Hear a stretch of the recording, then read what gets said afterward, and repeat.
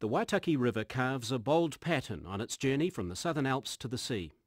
It's no ordinary river.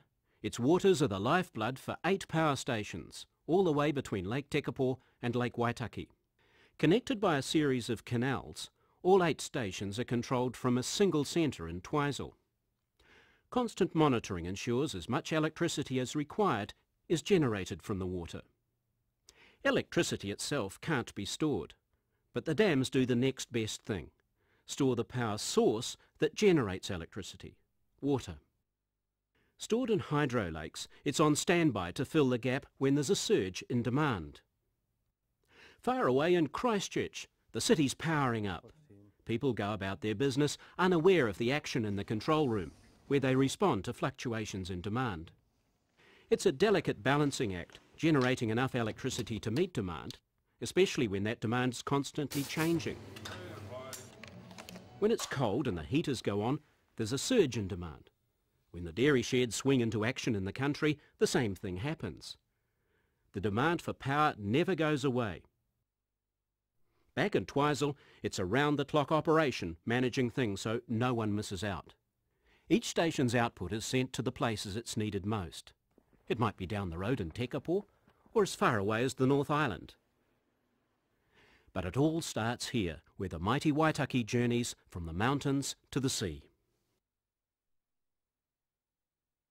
The huge hall in which you are now standing is just a small part of New Zealand's largest power station. In fact, you're only seeing a small part of the hall itself. More than 2/3 of it, including the turbines and generators, is under the floor. 7 penstocks take water from Lake Manapōuri 200 metres down to the generation hall, which is also reached by a 2-kilometre long access tunnel. Each penstock spins a massive turbine, which is connected to a generator rotor above it. The generator rotor is a set of electromagnets, powered by the excitors, which are the blue machines you can see sticking out of the floor. When the water sets these electromagnets spinning, they create an electric current in the generator's stator. The power is sent back up to the surface through cable shafts, and from there it joins the national grid. Meanwhile, the water flows out through 2 huge tail race tunnels into Deep Cove. To make hydroelectricity, you need to start with 2 things: water and height. For more than 100 years, people have been aware that Lake Manapōuri had enormous potential. In the 1920s, that idea of generating power here was taken seriously enough that a major survey of this wild area was commissioned. The 1925 concept was very similar to what was built in the 1960s, to harness the energy of water from Lake Manapōuri by creating tunnels that would drop it 178 metres to the sea at Deep Cove and turn that energy into electricity. But the scale of the project in such a remote area would have been beyond the means of New Zealand back then. In the end, the project was shelved, only to be picked up again more than 3 decades later. With more people, more industry, more demand and more resources, New Zealand was finally ready for Manapōuri.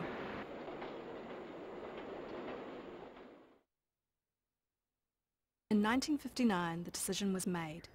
New Zealand's biggest power station was to be built here at Manapōuri, and New Zealand's biggest ever civil engineering project was set in motion. It was not a job for the faint-hearted. Kilometres of tunnels had to be drilled and blasted through some of New Zealand's toughest rock. Huge electric muckers shifted 800 tonnes of debris every hour. The 39-metre tall, 111 metre long and 80 metre wide machine hall where you were standing was called the biggest hole in the southern hemisphere. Leading from the machine hall were 200 metre shafts rising straight to the surface where cables were laid to carry power to the switchyard above. And a road had to be built over the densely forested slopes of towering mountains. An engineering feat in itself, the road across Wilmot Pass took more than 2 years to build. All of this in New Zealand's remotest wilderness, where the rainfall is amongst the highest in the world. The workers came from all over the country and all over the world, signing up for minimum 12-month contracts.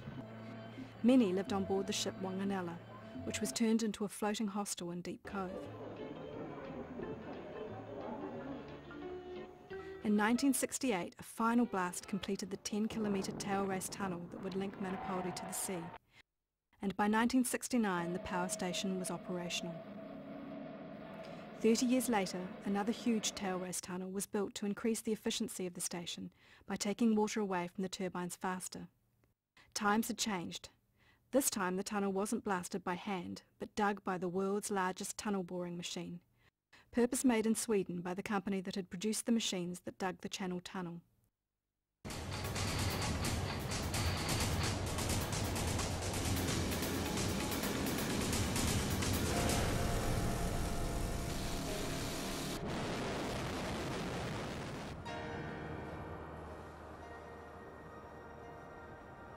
In 2002, work was completed and Manapōuri began generating to its full capacity.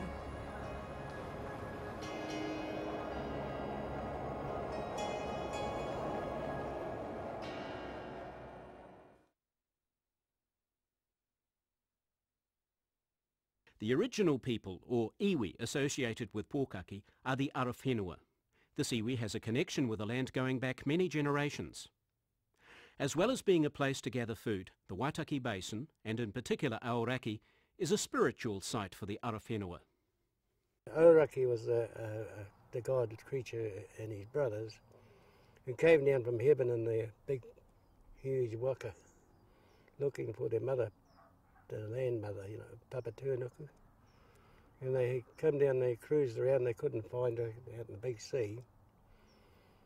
And then they decided to take off, so they had to say some karakia to get off and fly back up to the heavens.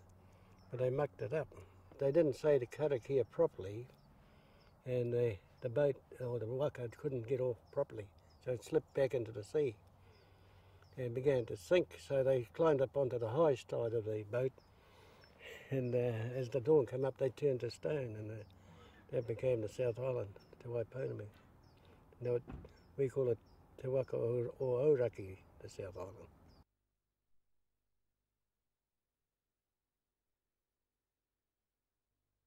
They've been farming sheep in the Mackenzie country for generations. The region's named after James Mackenzie, would-be runholder, explorer, sheep rustler, folk hero.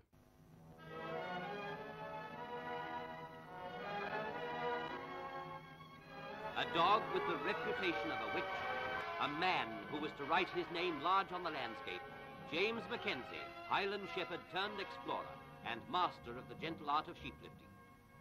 Stealing sheep was still a major crime, carrying the death penalty, but the reaver and his dog had it in their blood. Mackenzie was heading the flock for a secret pass in the mountains, his own discovery, beyond which he believed he was safe from pursuit. 2 days later, on Sunday, March the 4th, Mackenzie came through his secret pass and was able to look down on the vast stretch of tussock country that now bears his name. To lay claim to any of this land, he must have sheep to stock it. That was the law. Now, with his ill-gotten flocks, he had almost reached his goal. He could register his claim as an established squatter, lord of all he surveyed.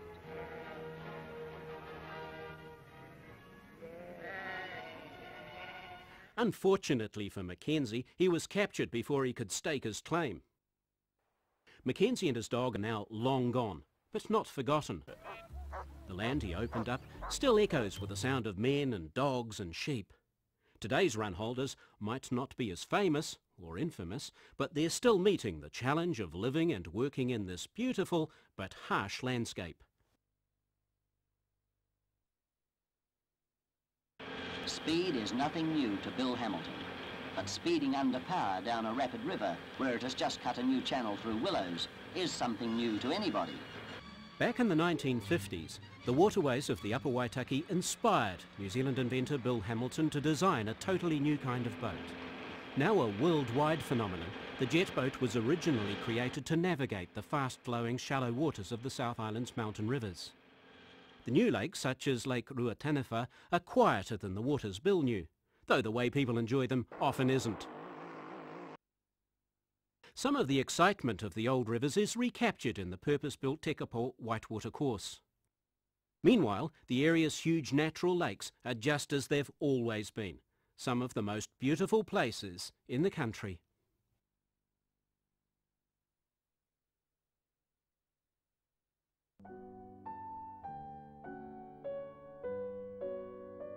Almost every day of the year, people stop at Tekapo to gasp at the scenery.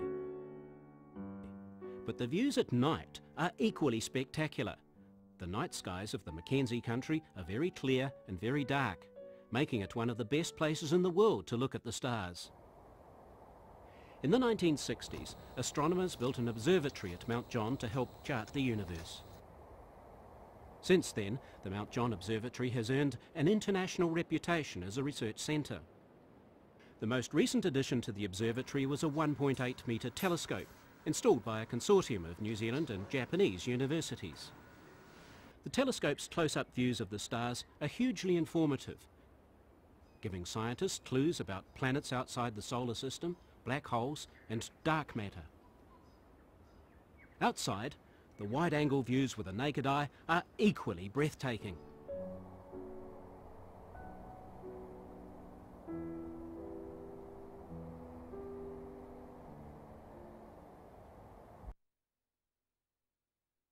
At 3,754 metres, Aoraki Mount Cook is New Zealand's highest mountain, towering over 19 other peaks above 3,000 metres in the Aoraki Mount Cook National Park. Glaciers make up more than 40% of the national park, much of the rest is rock. Since the earliest days of European settlement, its rugged slopes have tempted many.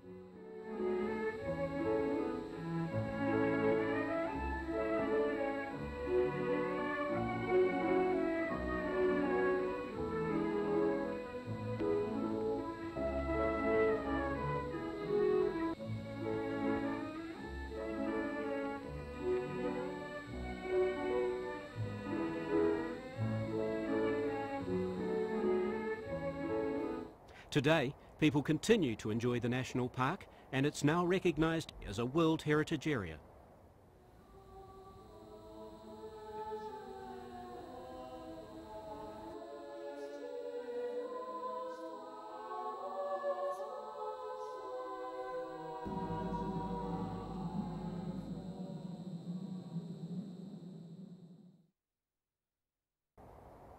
Aoraki Mount Cook National Park is a beautiful but harsh mountain environment. Only the tough can survive here. But that doesn't mean that they can't have some fun while they're at it. These mountains are home to the world's only alpine parrot, the kea. A bird which not only survives, but seems to relish the challenging conditions. A curious, nomadic and social bird, the kea is constantly on the lookout for new sources of food.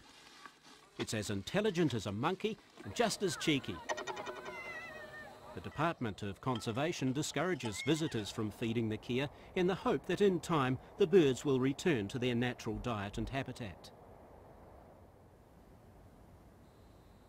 The kea's mischievous personality has made it an endearing icon of the South Island High Country.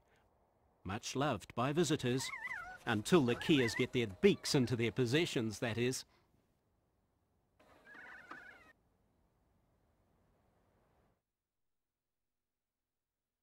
The milky blue waters of Lake Pukaki are a kind of rest area for billions of drops of water midway through their journey from the mountains to the sea. Damp air from the Southern Ocean is blown towards New Zealand by westerly winds. It's forced upward by the Southern Alps, cools and drops its moisture as rain and snow. Rain flows into the lakes within hours, but snow may take centuries, compacting into glaciers which grind slowly down the mountains and melt at their feet. The famous blue colour of the lakes is caused by glacial flour, tiny particles of rock ground off the mountains by the moving ice. Whatever route it has taken, the water passes through the rivers and lakes of the Waitaki Valley before ending its journey at the sea. On its way, it brings life to a myriad of birds, animals and plants. And flowing through the 8 hydro stations in the Waitaki Valley, it generates electricity for tens of thousands of New Zealand homes, offices and factories.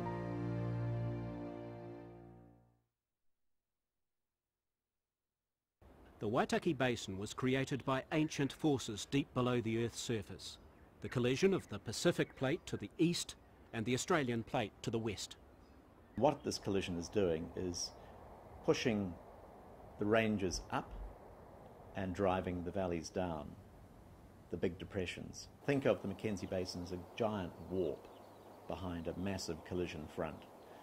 You can actually think of it in terms of waves within the Earth's crust being generated as a function of this collision. And the biggest wave is exactly where you would expect it, forming Mount Cook Range. Collision has been operating for about 25 million years, and there's probably been a depression just to the east side of the Southern Alps for all of that time. So we can imagine that the present-day lakes probably had ancestral lakes going back probably about 15 million, something of that order, maybe 20 million years. Certainly the Mackenzie Basin at the head of the Waitaki, that is the largest depression, inland depression within New Zealand.